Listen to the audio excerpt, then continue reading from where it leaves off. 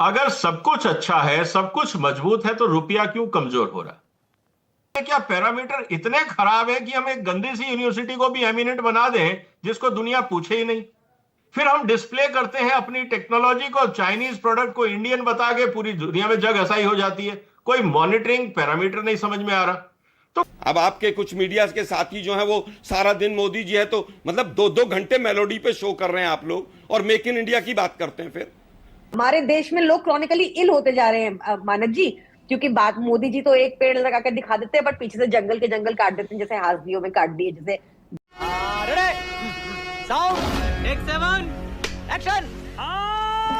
क्या कहना चाहते हैं आलोक जी? राहुल गांधी क्यों कह रहे हैं कि इमरजेंसी लगानी पड़ेगी और 1 साल में पीएम नहीं रहेंगे Narendra Modi?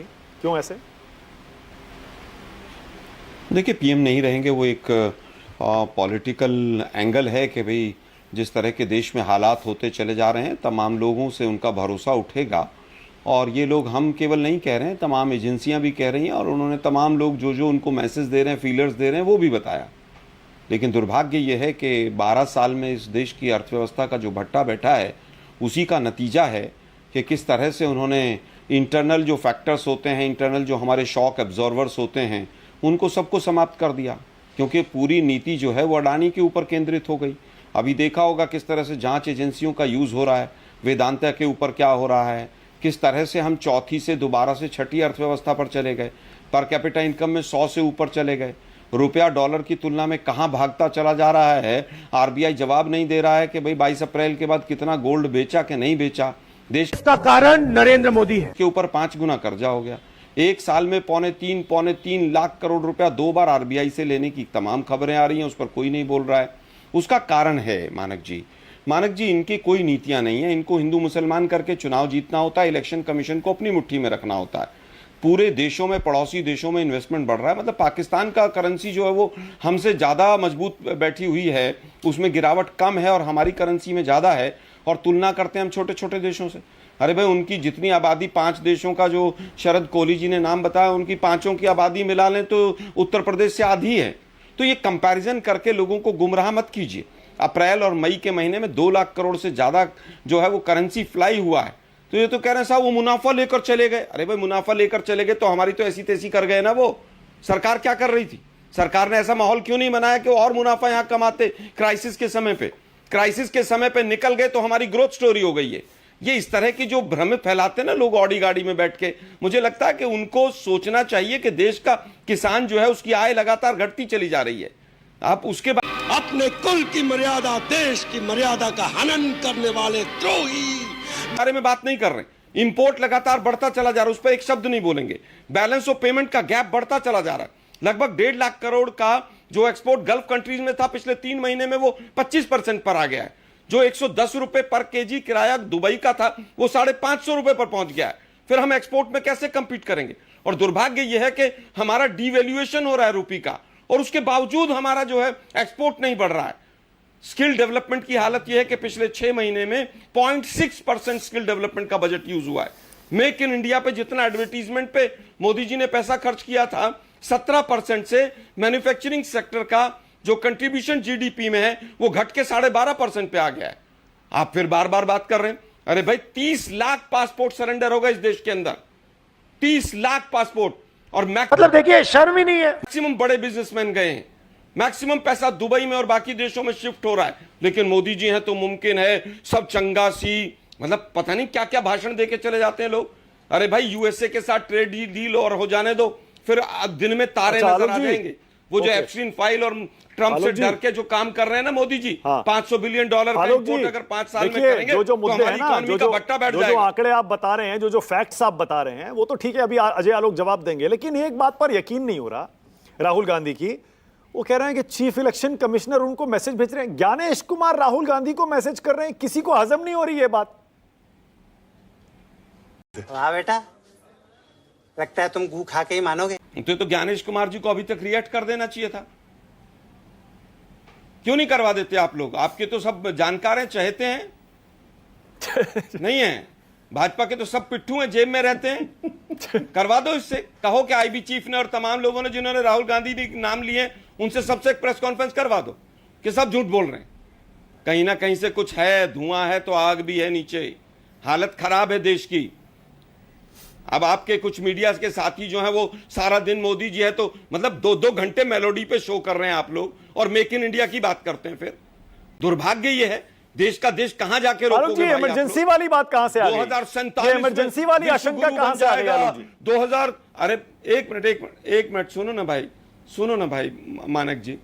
IMF international monetary fund ने हमारे आंकड़ों को सी कैटेगरी में रखा है, क्योंकि सारा दिन बैठ के आंकड़ों की बाजीगरी करते हैं लोग।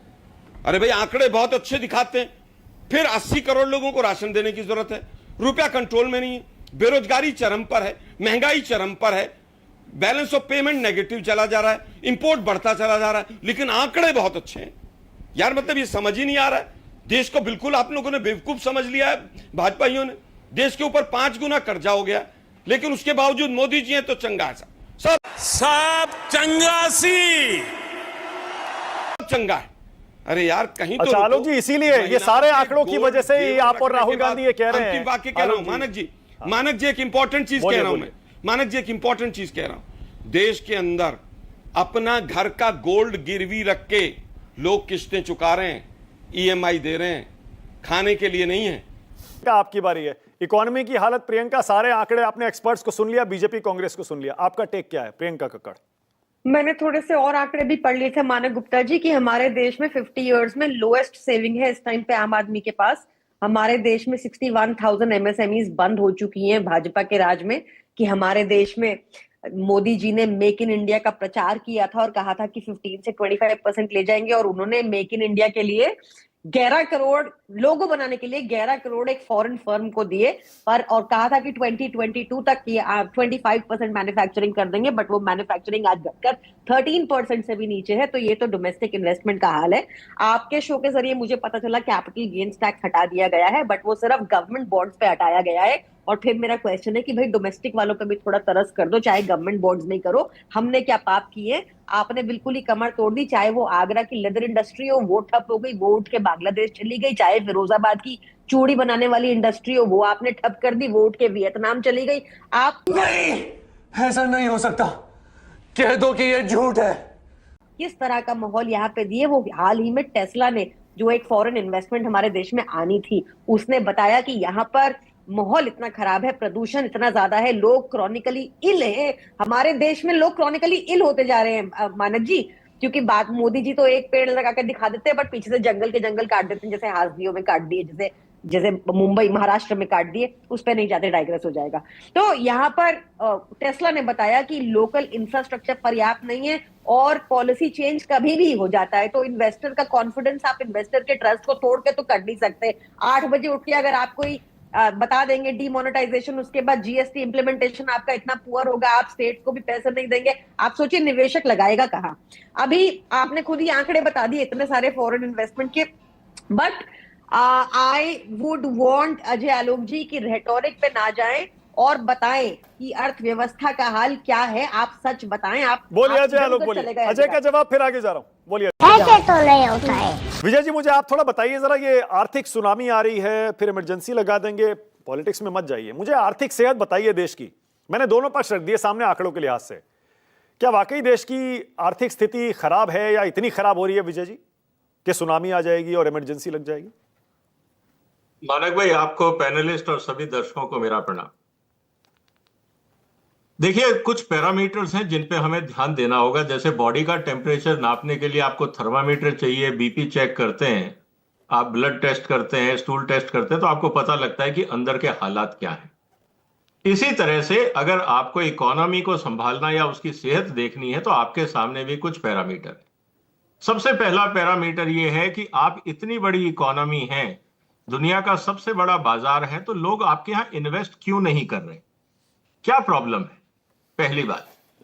दूसरा, अगर सब कुछ अच्छा है, सब कुछ मजबूत है, तो रुपया क्यों कमजोर हो रहा?